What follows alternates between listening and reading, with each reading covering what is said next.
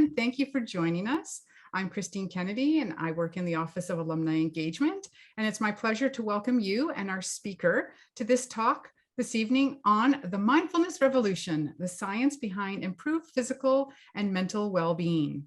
Many of you may be familiar with Shrey if you attend our Friday mindfulness sessions.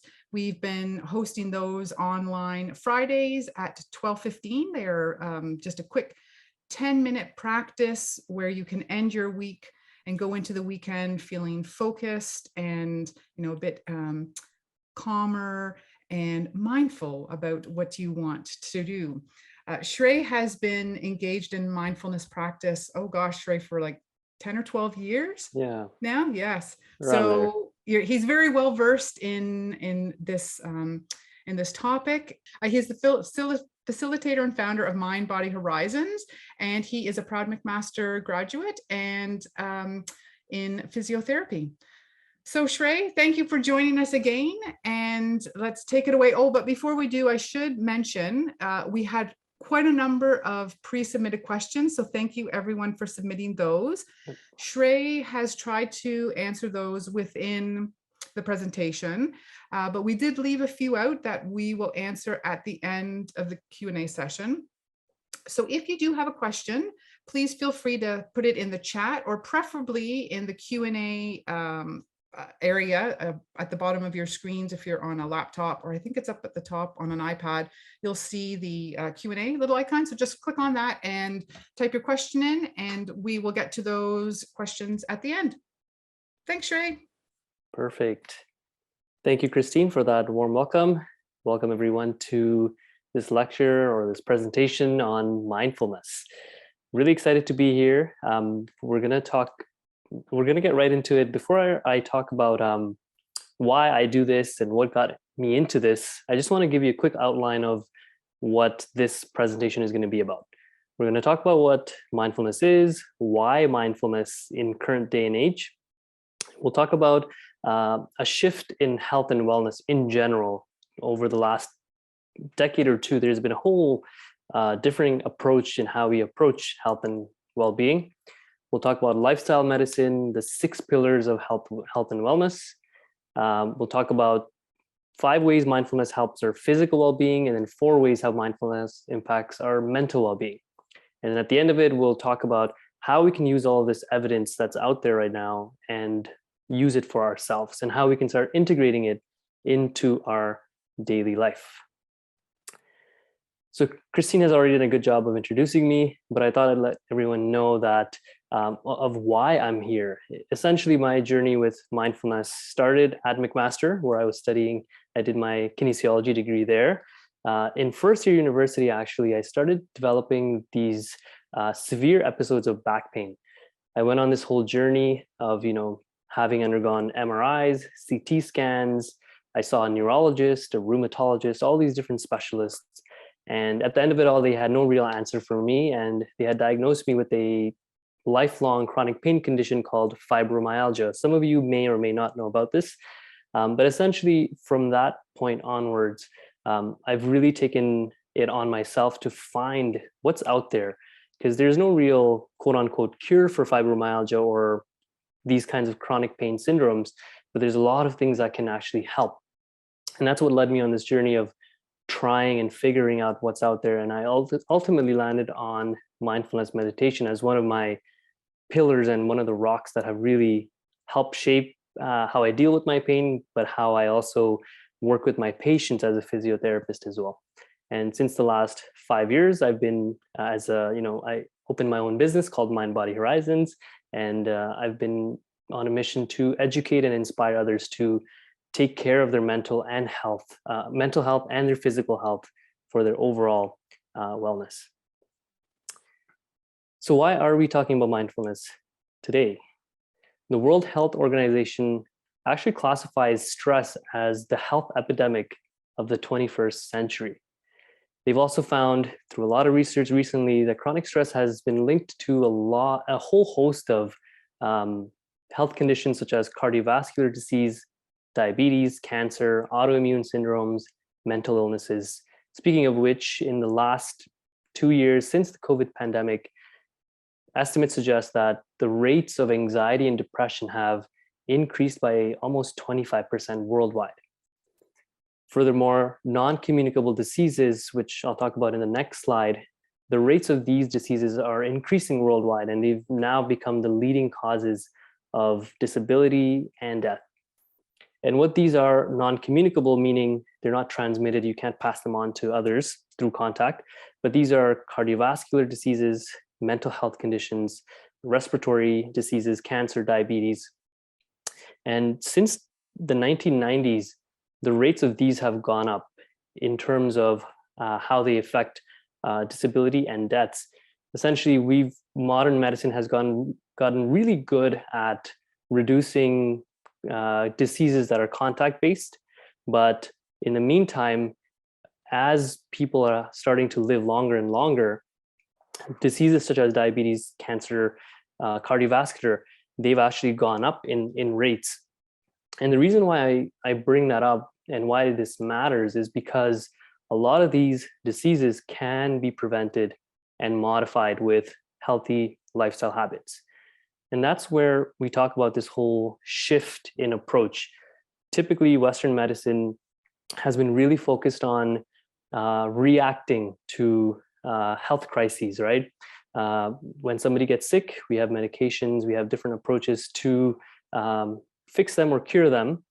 But recent advances in medicine have found that the better approach is actually being more proactive. How can we prevent these diseases, chronic conditions from happening in the first place? We're also finding that health and wellness factors can be modifiable, meaning, yes, our genetics play a huge role in how we end up and how we live, but there's a lot of things that we can do to actually change that and change our biology to a certain degree. We're also going from a single-minded dimension of healthcare to a more holistic approach, and we talk about integrative healthcare, which is talking about mental health, emotional health, spiritual health, physical health, all of these factors.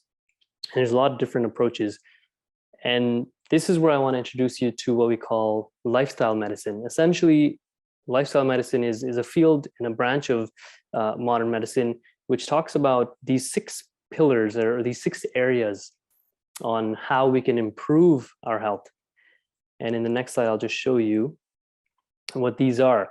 And the reason why I'm showing you this is I want to introduce mindfulness as not the be all and all, the only thing that's going to help fix your health or help you, but it falls within this umbrella of healthy habits and healthy behaviors that can really affect our overall health. So all of these things you see here are evidence-based. Exercise and movement, we all know exercise is good for us. Healthy relationships, healthy diet, eating well, sleeping well, avoiding alcohol and tobacco. And the last one that is going to be the focus of this talk is stress management. All these 6 are very important, but for the purpose of this presentation, we're going to talk about stress management and how mindfulness relates to that. Enter mindfulness-based stress reduction. Essentially, mindfulness originates from the East, right? From Buddhist, Hinduism, Tibetan meditation practices. And they've known for thousands of years, practicing this form of various types of exercises, including breathing exercises, but there's a whole umbrella of mindfulness. And basically, I want to note out 2 figures here that have essentially brought the practices of mindfulness from the East to the West. The first one is Thich Nhat Hanh. He was an influential Vietnamese monk. He wrote many books. He held many retreats. He took the basic principles of Buddhism, Hinduism, and used practical applications to host retreats of mindfulness. And he held them across Europe. And one of his students was actually Dr. Jon Kabat-Zinn, who used to work out of from Boston. He learned from Thich Nhat Hanh. He brought home as in Western into the Western healthcare system and created the first ever mindfulness-based stress reduction program. Essentially, what his goal was and what he was trying to do was patients with chronic stress, anxiety, depression, cancer, chronic pain that were not getting better with Western medicine, he wanted to try this new approach of mindfulness. And the results were remarkable. And since the 1970s, we've seen a whole explosion and skyrocketing of evidence, studies after studies, findings, and showing us that mindfulness does really work. And I'm going to spend a lot of time on that in the second half of this presentation. So what is mindfulness? And here's a great definition, really long, but really nice definition by Dr. John Kabat-Zinn. He says, mindfulness is awareness that arises through paying attention on purpose in the present moment, non-judgmentally. And I've actually bolded all of these for a reason. And I'm going to explain to you through an example what that actually looks like.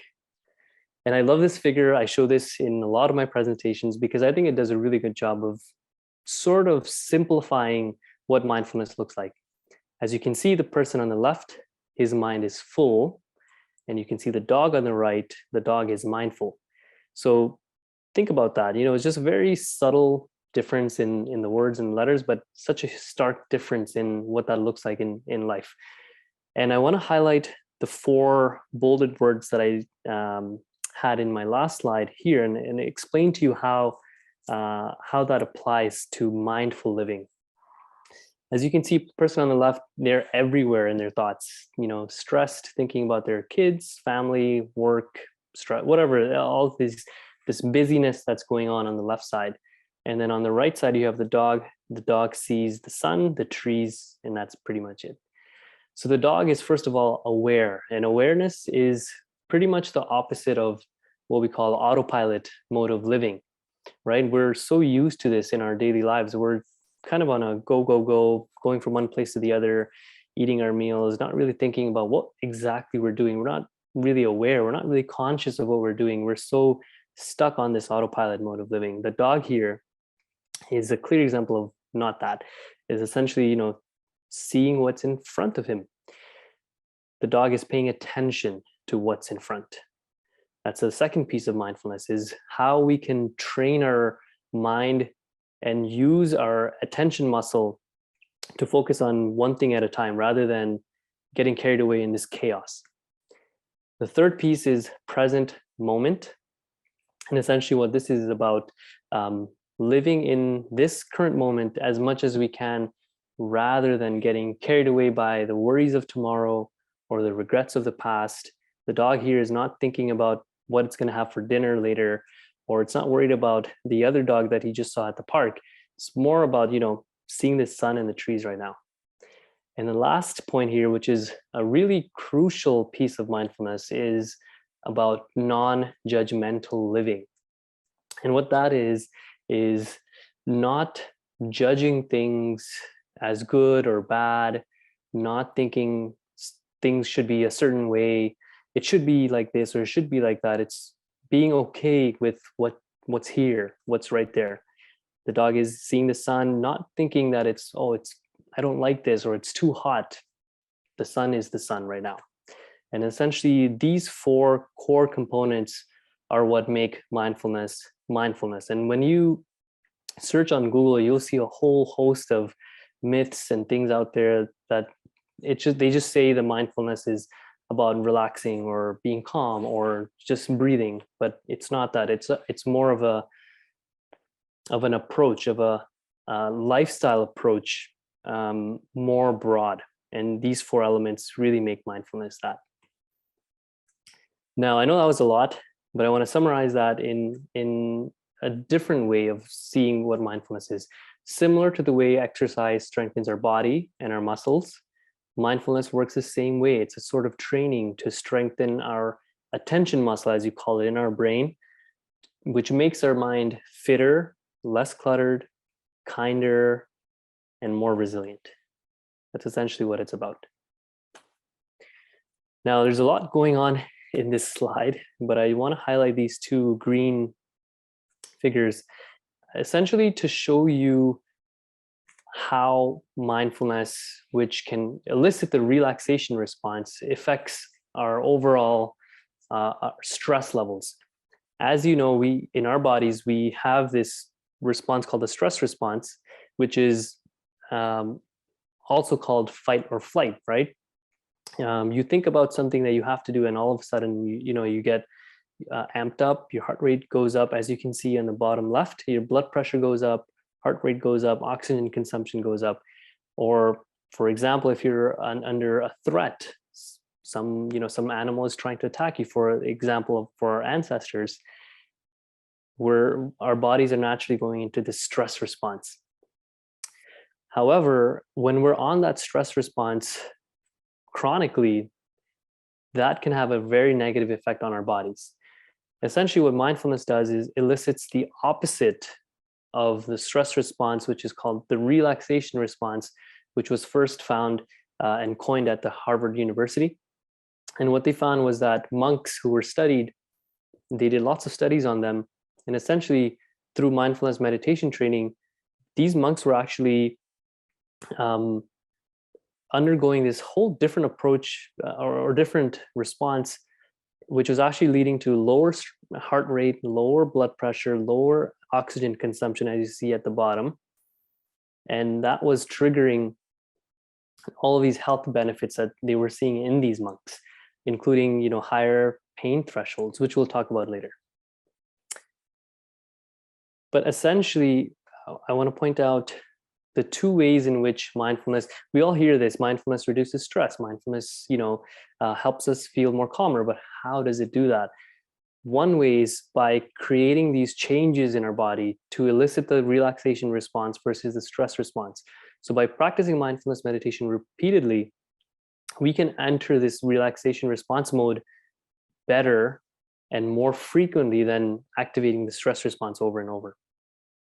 Number two, with regular mindfulness training, we become more aware, as we talked about that first example, we become more aware of how our thoughts, emotions, and behaviors sustain our stress levels, which can then, help us zoom out and help us decide the healthier things that we need to do in our lives to respond to the stress.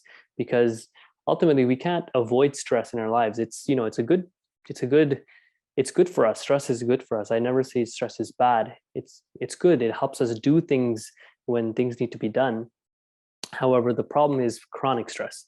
And that's what mindfulness training can help us, is to reduce chronic long-term stress. So like I had mentioned, the research since the 1970s on mindfulness has exploded. This is just showing the number of journal articles that have been published on mindfulness since the 1980s. This is just going till 2020, but more than 2,500 journal articles are studied and published every year since 2020. And that number is skyrocketing even more and more. The reason why is they're finding benefits. They're putting money into this research because they're showing things that are actually beneficial to the human population. And they're going to continue to fund those because there's something there. Now, I'm going to get into the 5 ways mindfulness impacts our physical well-being in just a bit. I do want to take a small break because that's a lot to digest. I do want to take a mindfulness break in the next slide, but I do want to show you the 5 different ways mindfulness impacts our physical health first, and then we'll do a 3-minute or 3 to 5 minute guided meditation. I'll lead you through it. So 1, it improves our heart health. 2, improves our cognitive and brain health. It boosts our immune system, slows down aging processes, which is mind-blowing. It reduces physical pain. I'm going to take you through each one of these after our mindfulness break. So at this point, I'm going to ask you to grab a comfortable position. I'm going to guide you through a guided mindfulness meditation practice. You just have to listen to my voice, follow my instructions as best you can, but you can choose to stop at any time if you'd like as well. Okay? Mindfulness and meditation can be done anywhere really, so you can feel free to find a comfortable position, whether it's sitting, standing, lying down, wherever you can feel at ease, but also alert. Okay.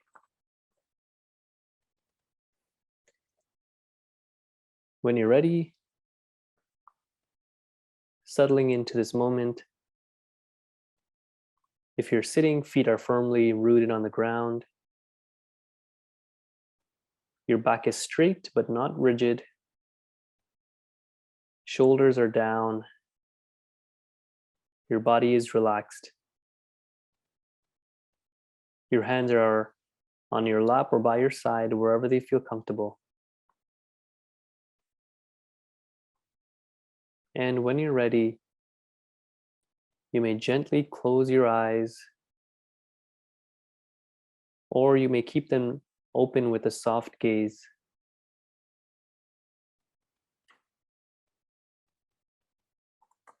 And when you're ready, we'll begin this practice, this guided meditation, with a few deep breaths, following my lead, taking a deep inhale in through the nose,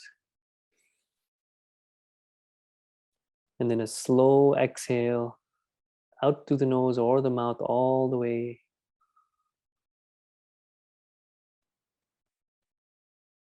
One more in-breath in through the nose, holding at the top this time, and then slowly exhaling, letting go of the air, perhaps letting go of any tension in your muscles in your body. One last breath here. Inhale in through the nose. Hold at the top. And then slowly exhale, breathing out at your own time.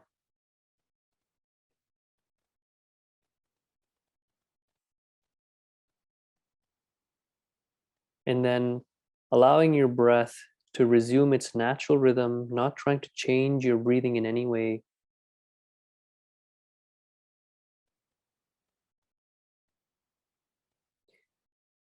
And we'll begin by noticing the sensations in your body,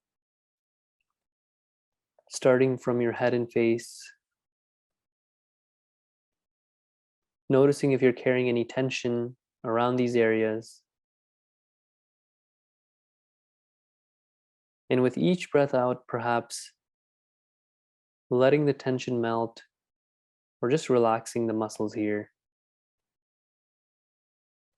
Perhaps letting go of the tension between your eyebrows, allowing your forehead to soften, your face, your cheeks, just letting them relax.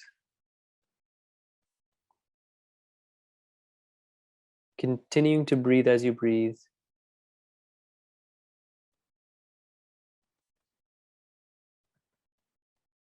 If you become distracted or drift away, just notice where your thought and your minds have gone and slowly come back to your breath. Or come back to any sensations in your body.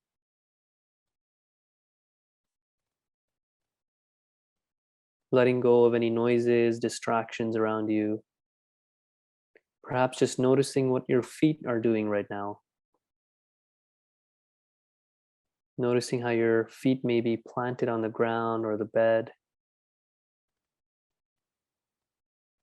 And becoming aware of how the ground is supporting your feet and lifting you up at this time.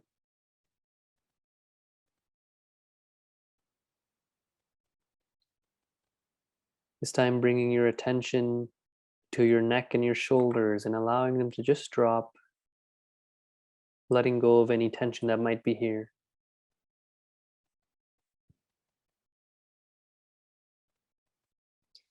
And as this practice comes to an end,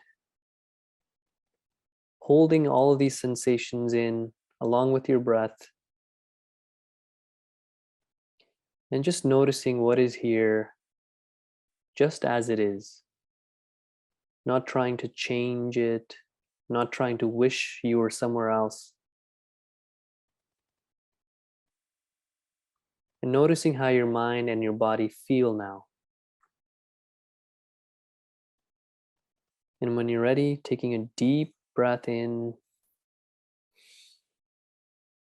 and breathing out all the way out. at your own time. You may slowly wiggle your fingers, wiggle your toes, and then gently open your eyes and come back to this room that you're in.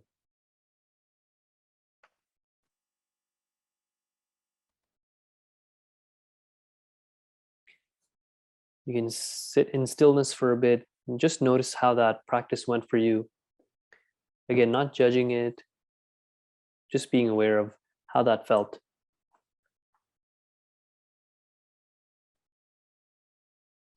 So that was an example of a short and brief guided mindfulness meditation practice. At the end or near the end of this presentation, I'll talk about different types of meditation, different versions of mindfulness, formal practices, informal practices, mini mindful techniques. But that was just placed here, this short break, so we can move forward with the rest of our presentation feeling a bit more calmer, hopefully. All right. Okay, so we're going to shift gears and talk about the current science and the evidence of mindfulness. We know anecdotally that mindfulness works, but has this been proven by science? And I hope I can convince you that it has. So the first one that I want to talk about is heart health. What's really neat here is that the American Heart Association has concluded that although the research remains preliminary, there is enough evidence to suggest mindfulness as an adjunct treatment for heart disease and to prevent heart disease. Not only that, I'll give you a story. Actually, I had one of my coworkers who actually unfortunately had a heart attack just a couple of months ago. She underwent surgery, and she told me after her surgery through St. Mike's Hospital, which is in Toronto, she was sent to a rehab program, and they had an 8-week program of mindfulness there that she was doing virtually. And she told me about it because she knows that I do mindfulness, and she was just blown away at the fact that they were even doing that. And a lot more hospitals, a lot more heart centers are taking mindfulness on because they're finding that 10 minutes of meditation a day can improve our heart rate, it can reduce our stress, lower our blood pressure. And thinking about that whole physiological response of stress versus the relaxation response, if you can think about, if you're consistently practicing that response in your body, you can see how over weeks, months, and years, it can have a huge effect on your overall health. The second benefit on a physical standpoint, what they found, and this was a really cool study, and they actually looked at MRIs to find, before mindfulness and after mindfulness, to see if there's actual changes in our brain. And what they found is that mindfulness actually boosts our cognitive health by literally increasing the density of our brain gray matter. So the brain gray matter is where neuron cell bodies are held. The white matter is more of the connections between them, but the gray matter is kind of like the centers of our brain that are really, really important in terms of memory, concentration, all that kind of stuff. And what they found was that just 8 weeks of mindfulness meditation had physical changes in our brain, and it boosted learning and memory processes, as you can see here. Part 2 of that, in another study, it was a 3-day intensive mindfulness meditation program. And again, what they did was they looked at the connections this time, the white matter between those gray matter areas. And what they found was that there was, after just 3 days of intense mindfulness meditation program, there was a whole, there was increased connection between these areas in what we call our prefrontal cortex of our brain. This is the area that gives us consciousness. This is the area that differentiates us from other mammals. It makes us humans, right? And what they found was that the connection between the subsections of our prefrontal cortex were strengthened with mindfulness, just 3 days. How cool is that? The other cool thing that during my training at University of Toronto in mindfulness, actually, my instructor, her name's Dr. Jackie Gardner-Nix. She's actually a physician. She used to be a physician at St. Mike's Hospital as well. She used to talk about this all the time, and I didn't believe her at the time that mindfulness can actually have an impact on our immune system and our inflammatory responses. And what's so cool is that they just did a huge study in just this year, March 2022.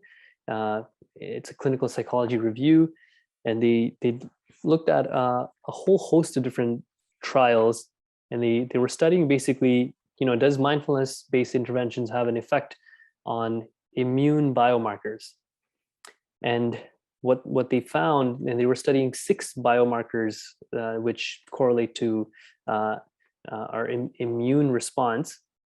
And what they found was, right over here, findings provide new evidence that mindfulness-based interventions improve markers associated with inflammatory regulation, immune cell aging, and immune system response, which is really, really neat. It's I'll talk about a little bit more of this in just a few sections, but essentially it's through stress reduction. It's through the fact that if our systems are more in homeostasis, more leveled off, there's a better chance of us dealing with stressful situations better, including illnesses and diseases. There's another study. This is the 4th way mindfulness affects our physical health. It's through age-defying effects of meditation. And again, we talked about the brain gray matter. I'm just going to forward to the next slide here. But typically with aging, our brain gray matter volume reduces, and which is normal. But what they found in this study was that there was reduced atrophy of that brain gray matter in long-term meditators, and that's, again, blows my mind at how a simple yet complex practice such as mindfulness can have such profound effects on our brain. This is one of my kind of passions when I talk about physical pain. I do work in a chronic pain clinic in Toronto at the Toronto Western Hospital. So this is something I'm really, really always intrigued about, and how mindfulness affects pain. They did a study, 4-day mindfulness meditation training, and compared 2 different groups, and they gave both of these groups painful stimuli. And what they found was that the meditation group had reduced pain unpleasantness by 57%. They also had reduced pain intensity ratings by 40% when compared to rest. And they found these different brain waves and chemistry to account for those reduced pain responses, essentially. Another study looked at chronic low back pain, and they compared different treatment approaches. They looked at usual care on back pain, which is, medications or physiotherapy or just general advice, versus mindfulness meditation and cognitive behavior therapy. And they looked at over 342 patients. And what they found over here is mindfulness and cognitive behavior therapy were equivalent in reducing pain and improving function, and twice as good as usual care. And it's also more cost effective. So this is another evidence of how our mind can affect our body. Okay, now I'm going to shift gears here. I know there's a lot of information overload. We're almost there. Pretty much the goal of this was really to show you the vast amounts of research and evidence that's out there. Now we're going to talk about the 4 ways mindfulness affects our mental well-being. We've already talked about how it improves physical, but these are the 4 ways. 1, it reduces anxiety and depressive symptoms. 2, reduces stress and fear, reduces burnout, and improves our resilience. just for the sake of time, I will actually go through this because I do want to talk about how we can use mindfulness in our lives, and then talk about the different types of mindfulness. So another huge trial was done just last year, and this was cool because they were trying to find out the best psychological intervention that can help our mental well-being. And what they found was mindfulness-based interventions compared to 10 other different kinds of treatments. They found mindfulness was one of the most effective ones, and it was across the board. They had different groups. They had groups where patients had a physical illness, mental illness, and generally healthy. And as you can see, I know this graph is a lot, but essentially, as you can see here, patients with mental illnesses benefited the most from mindfulness interventions, as you can see here, and that included, reductions in anxiety and depressive symptoms. So right over here, basically these figures are showing the further out it is, the kind of a higher effective range.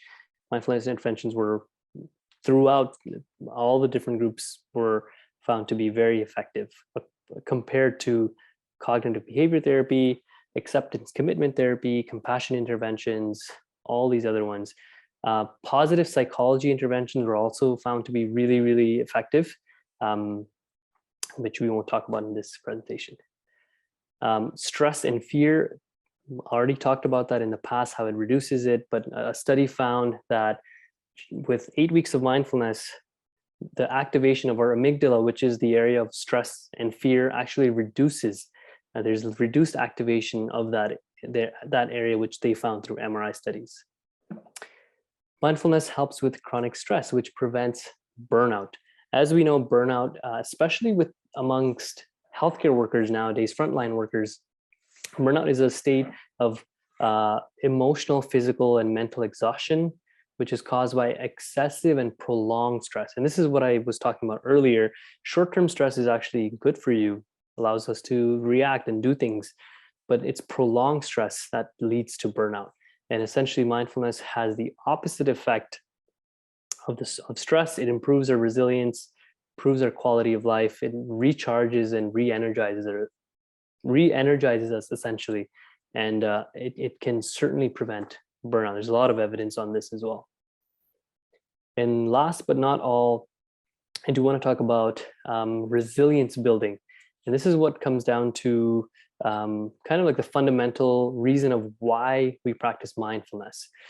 Basically, another study they found was that mindful people who practice more mindfulness are more resilient to failures and adversity. And when they went to look at the reason why, they found that, as you can see in this first bullet point here, mindfulness essentially weakens the auto response of judging a failure or adversity as bad. So when we talk about non-judgmental living, that's what it's about.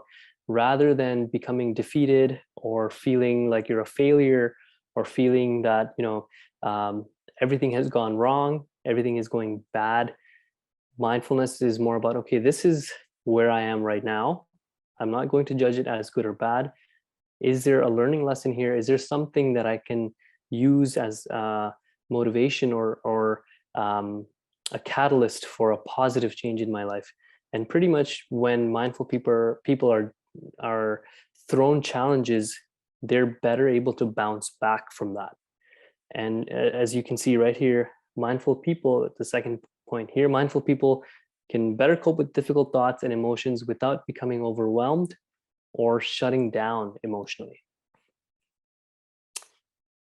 So how do we practice and start this mindfulness? So we've talked about a lot of evidence, and I know it was a little dry, and hopefully you found that interesting, because that stuff really gets me excited. I could talk about it for hours, but in general, the summary is that mindfulness used to be, it came from the East. It wasn't fully adopted initially. Then Dr. John Kabat-Zinn and others, started integrating into Western medicine.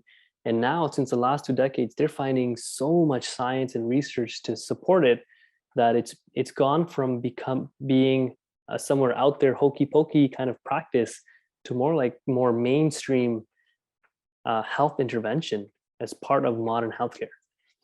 As part of lifestyle medicine, it's become one of a pillar and one of the best things you can do to reduce your stress levels.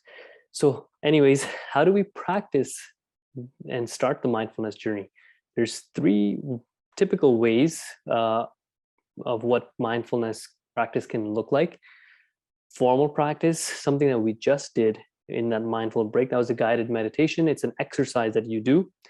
These practices can range from 1-minute mindfulness sessions to a 7-day silent retreat or a 10-day silent retreat.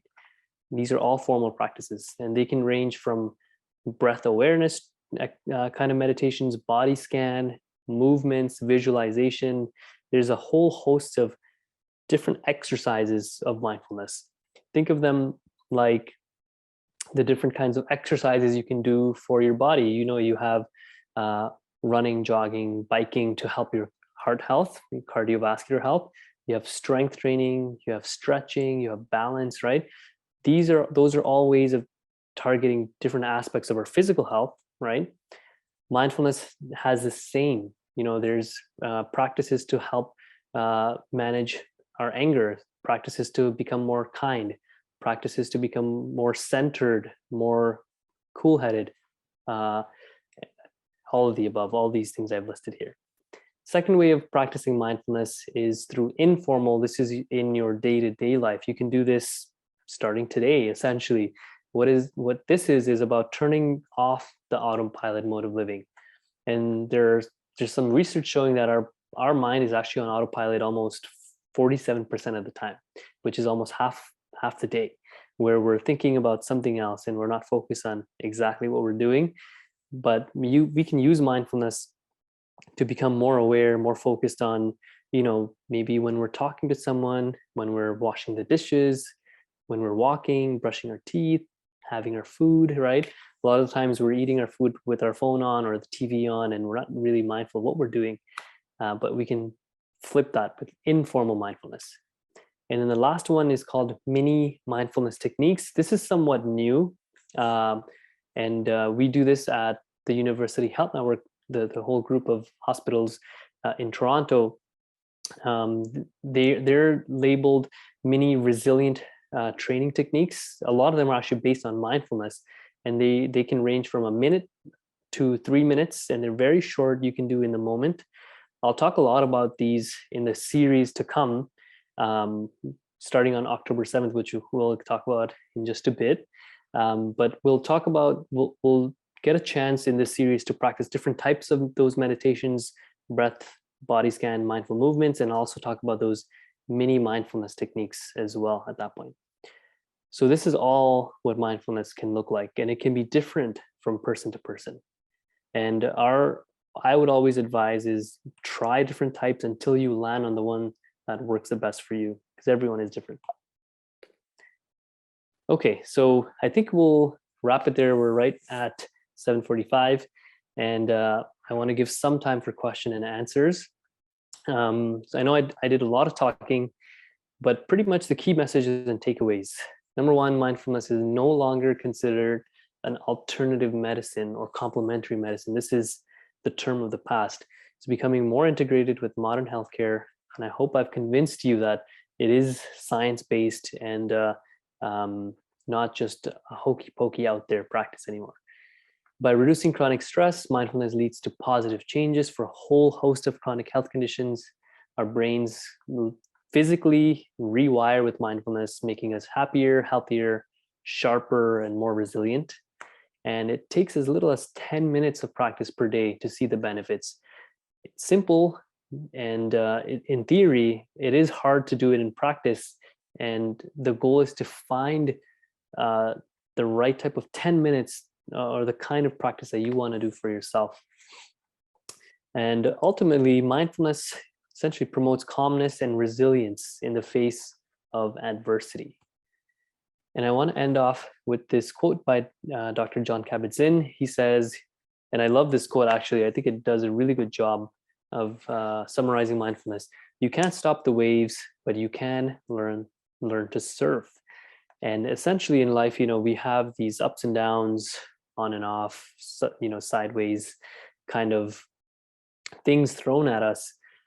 We can't stop that, but what we can do is improve our inner capacity and our resilience to face those things. Essentially, mindfulness helps us, like a surfboard when we're dealing with these ups and downs of life. So I'll wrap it there, and I'll open it up to any questions. If there's any comments, love to hear from you. There were a few questions already, which I will Should we go through answer. those? Yeah, let's do that.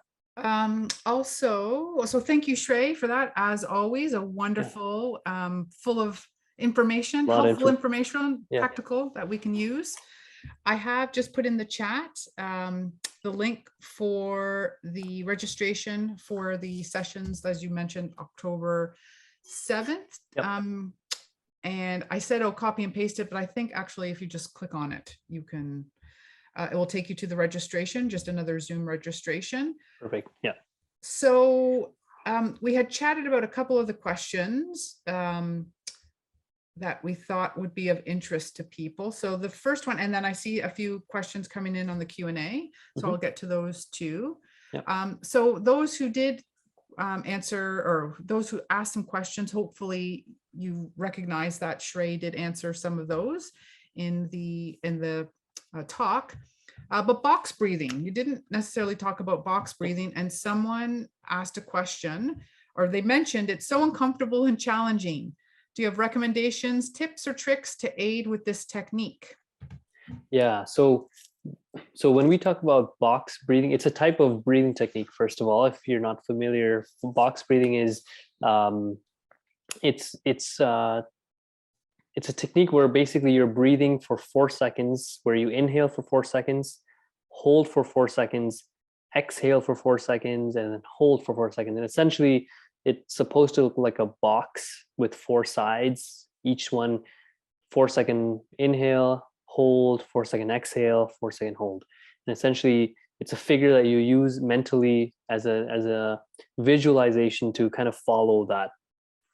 It is difficult to get into, but it can be really powerful tool to kind of help settle in the present moment, especially if you're overwhelmed or if you're really, really stressed out in that moment. But essentially, one way to help, I guess, make that easier would be to, first of all, get a visualization. There are lots of apps and there's lots of figures out there where you can actually see a box. And if you just follow along with it, you don't have to mentally count 4s. That can really, really help for certain people. Some people I've suggested in the past to kind of do like a tap, like every time, for every second you're tapping. So inhale for 4, hold for 4, exhale for 4, hold for 4. Or you can use prayer beads or something tactile. If you're a tactile person where you really enjoy touch, then you can use some form of beads to kind of follow along. That can help with box breathing.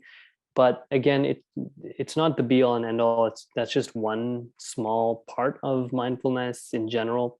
And if it doesn't work for you, there's lots of different techniques out there, which we'll talk about in the series to come.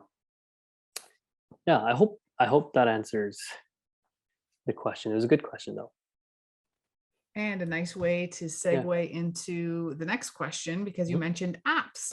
So actually a few people asked this. Do you recommend using apps for one's meditation and mindfulness journey? And if so, which ones? Yeah, absolutely. I think apps are a good segue into trying them. Again, it may or may not work for you. And you have to try it out for yourself. But there are a few apps, or actually like most of the popular apps such as Calm, Headspace, Stop, Breathe, and Think. Those are all good apps. Insight Timer. Maybe I can type this into the chat box.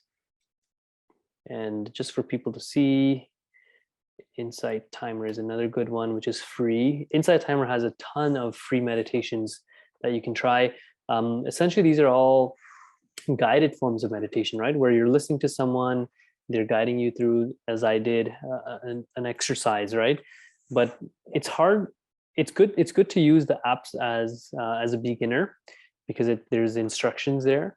But it is hard to find a voice or a type of meditation. So I'd really suggest trying a whole bunch of different apps before you land on something that works for you.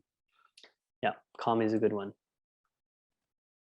Oh, hopefully that.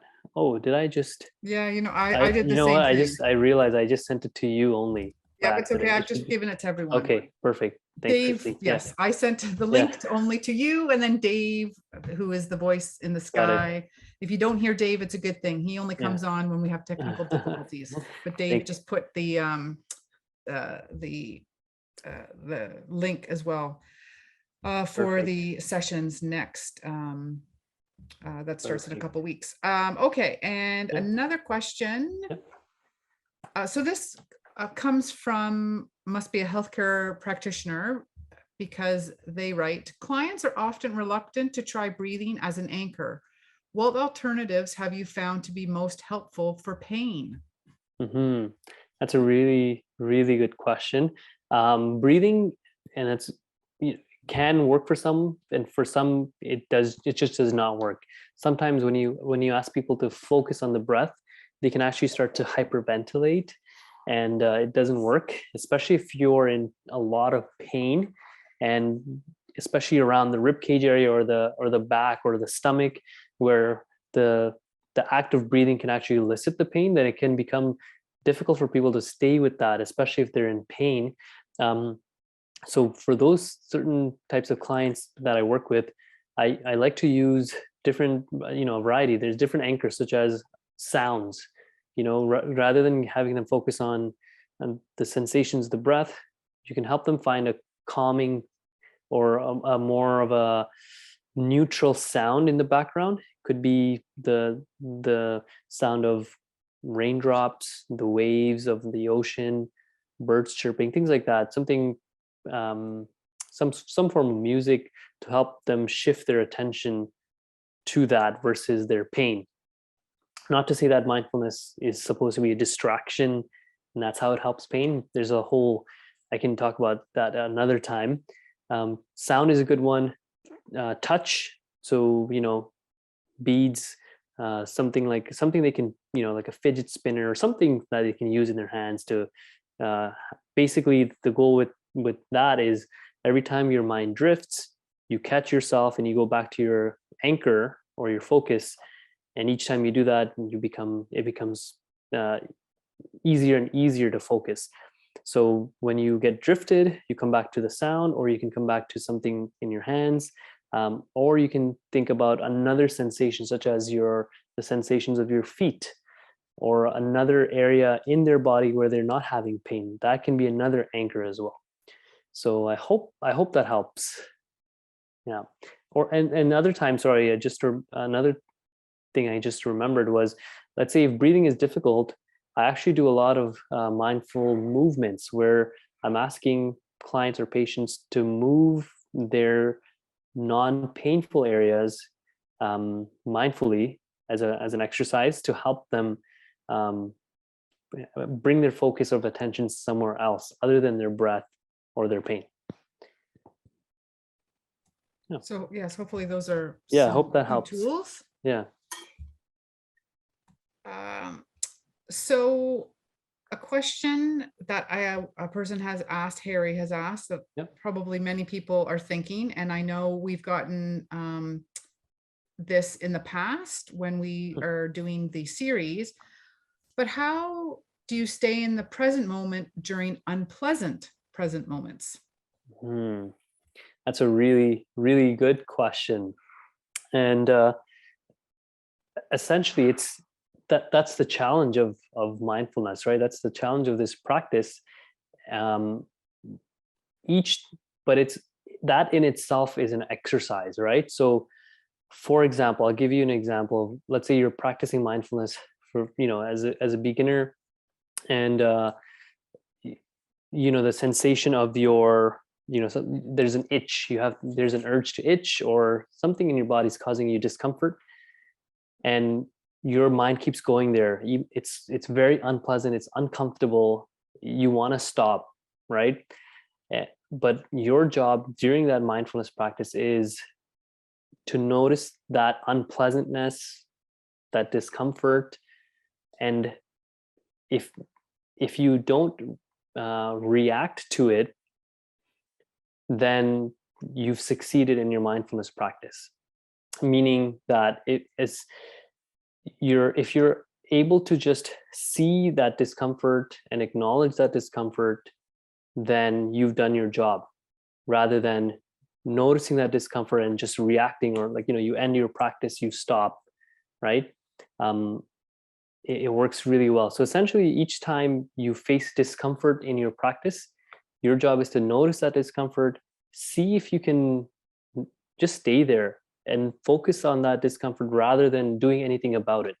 And each time you do that, the more you do that, the more repeated practice you do, your brain starts to rewire, and you physically, mentally start to become more and more comfortable with that discomfort, if that makes sense. And that could be, it applies to your daily life, right? If you've had a misfortune or some form of adversity in your life, mindfulness essentially is about, yes, you acknowledge that this is a misfortune, this is something that's wrong, that's happened, but your job is to detach from what's happened to what your response is. And by that, you create a gap, right? So you notice something's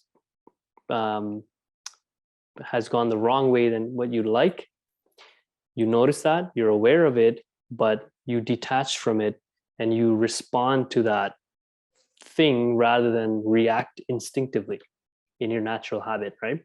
So I think that's where, and it's difficult, it's hard to, it's easy to say, right? But it's hard to practice. And that's why it's so important for repeated practice during good times, bad times, whatever times. That repeated practice is what's going to help you manage those discomfort levels or unpleasant things, and to be more present in those unpleasant times. Yeah, I hope that helps. So Shrey, Linda's asking, is this compartmentalizing? And sorry, what do you mean by that? I'm just compartmentalizing. Well, I'm wondering, maybe Linda can add, but I'm wondering if she means so you're like you recognize it as being a negative event, and you're not going to, this is what I'm thinking, and you're not going to react to that event, so you can kind of see it as it is. Yeah. And so, Linda, is that what it, I hope, but that's pretty much what if that's what you mean, that's pretty much what we're trying to get at, is seeing the thing as it is, sort of acknowledging it, also accepting it for what it is, rather than getting swept away in that chaos. So we have a question from Sheila. Yep. I wonder if that's Sheila Smith up here in Ancaster, who I see in the grocery store every once in a while. Anyway, so Sheila has done Tai Chi for nearly 20 years and comments, this is a wonderful way of calming your mind. Do you recommend Tai Chi to any of your patients? Absolutely. Many of my patients. What's funny is, so Tai Chi is, for those of you who are not familiar, it's actually a mind-body practice of moving your body like slowly in various ways. And it is actually a form of martial arts from the past, but basically it's focusing intensely on the sensations in a slow manner. But essentially, through that, by focusing on your body, you're actually calming your mind. And I actually get a lot of my patients to actually try it out through different videos, introductions. And I've had a few patients actually sign up for local Tai Chi classes because they found it so relaxing. A lot of my clients that I work with, they noticed, and they've actually told me, when I, quote unquote, when I move more slowly, I find my pain is less, I feel more relaxed, and there is a lot of truth behind that. It makes total sense. Mindful movements is another form of mindful practice. And similar to Tai Chi, you're focusing intensely on sensations in your body, and that strengthens your attention muscle, right? And by activating that relaxation response, you're actually becoming more calm through moving your body. And it's that whole mind body connection that is so important. Yeah. Thanks, Sheila, for bringing that up. So Sheila has sparked an idea. So we do yoga on Tuesdays at 12:15. We do mindfulness on Fridays at 12:15. Maybe Sheila can lead us through Tai Chi on Wednesday or Mondays at 12:15. Love it. I love it. Yeah. Just another idea. Yeah. Okay, so we are running out of time. It's 8:00, and I am cognizant of people's evenings. I actually had one question for you, Shrey, as you were talking about, the physical changes, the biomarkers, and reducing the atrophy of gray matter in our aging brains. Did those articles mention how much mindfulness practice needed to happen? Like, is this something that is requires like an hour of mindfulness a day? Is it 15 minutes? Obviously, it has to be regular practice. So I recognize that, but of course, is there a length to the regular practice? Yeah, that's a really good question. So that's one challenge of studying mindfulness and in the research world, and that is one limitation, because different studies do different types of, or not different interventions of mindfulness. Meaning, one study might look at 20 minutes of mindfulness a day for 8 weeks. Another study might be looking at half an hour of mindfulness. So each study is different. The general consensus is around 10 to 20 minutes per day of mindfulness practice in some form for a span of over at least 2 months. And obviously, the more the better, but they don't have a specific amount to say that, you have to do this for set amount of years before you start to notice this. Those kinds of studies are very, very difficult to actually do. And it poses as a research challenge. Yeah. I hope that answers your question, Christine. It's tricky. And what I can do is I can take a look at those specific studies and see what they had as part of their research protocol. Yeah. Oh no, it's reassuring that it wasn't, you need to be practicing for 5 years, an hour a day, every day in order to reap these benefits. So, what these articles are saying, or what these researchers are finding, that even small doses of regular or semi-regular practice has huge benefits. Yeah, exactly. And a lot of these studies, when they're looking at mindfulness-based stress reduction, which is like the gold standard of research, is an 8-week program of mindfulness where you're doing 10 to 20 minutes per day for 8 weeks, and within, that's 2 months. In 2 months, they're finding a lot of changes in the brain in just that. So that's also reassuring to think that it seems like a long time, 2 months, but for all those health benefits, I think it's not that long of a time, especially if you're doing it just 10 to 20 minutes a day. Well, think of how quickly our summers go by. By the end of August, everyone's like, I can't believe it's the end of summer, and that's 2 months, right? Exactly. So there you go. Yeah.